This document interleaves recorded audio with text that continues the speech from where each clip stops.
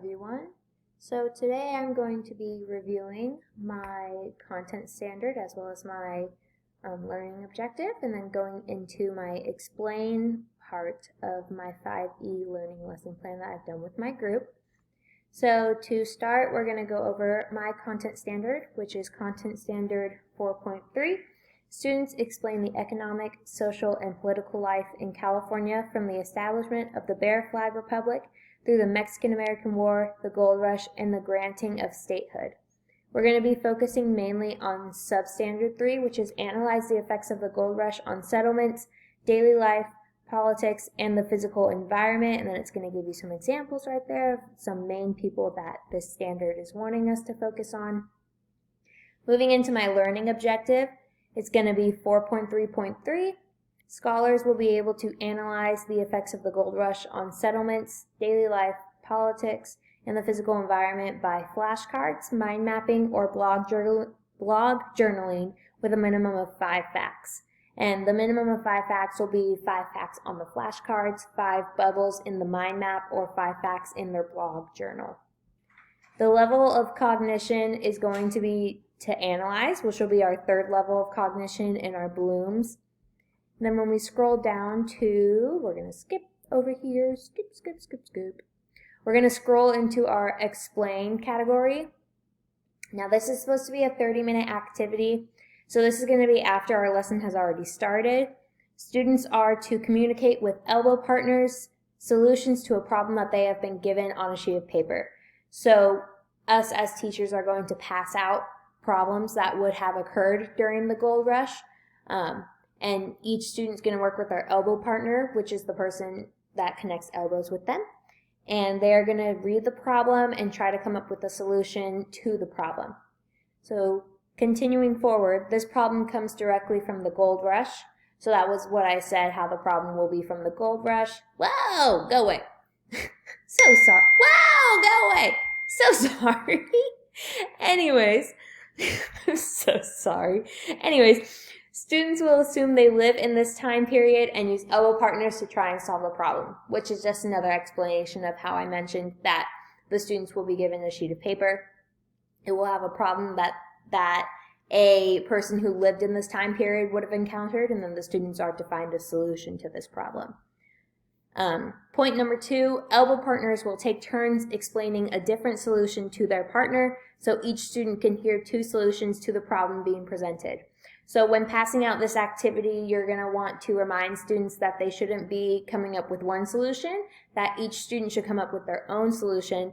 That way it's shared with each other's partners so they can hear more than one solution to the problem that's being presented to them. Using the co-teaching method that my group has selected, which is going to be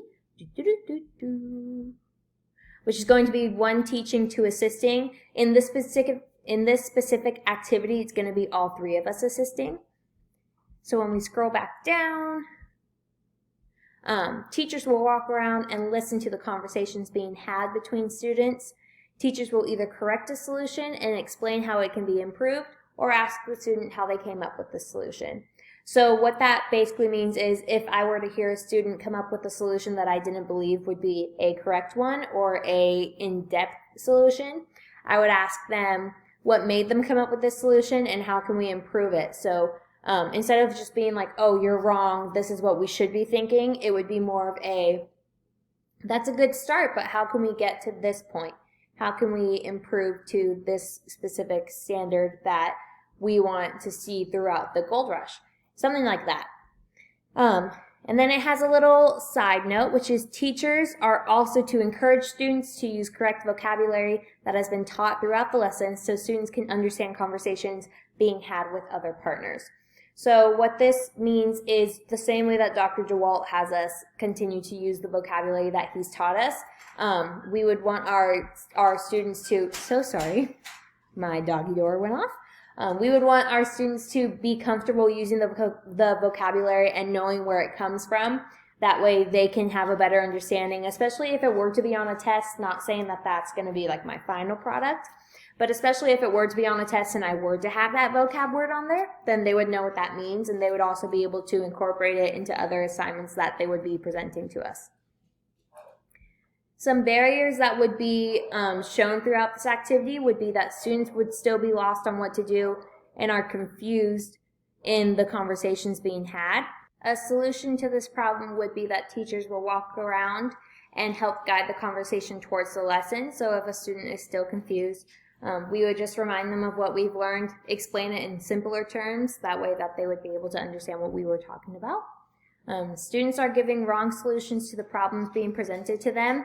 So this kind of goes along with our co-teaching method down here about how we would want to correct those.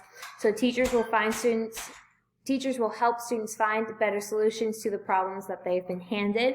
So we as teachers will walk around and make sure that they're having those solutions being tweaked. That way the students understand where those come from. Students do not use vocabulary being provided as they're still unsure of what it means. So in this case, the teachers will correct students by asking, what do we call that? So it encourages students to use vocabulary. So if they were to say, oh, these people would dig up gold, like I would be like, well, what do we call that? We call that gold mining. That way that they would know what the term is and they'd be able to use that. And then going up, this one is going to be my specific takeaway from it. So this would be a great way for our students to learn the vocabulary we want to stick into their heads, as well as encourage conversations about what the students have just learned. So this is going to be our explanation portion of our 5E lesson plan. Please go ahead and let me know if I'm missing anything or if you think we should be able to tweak anything. Thank you so much.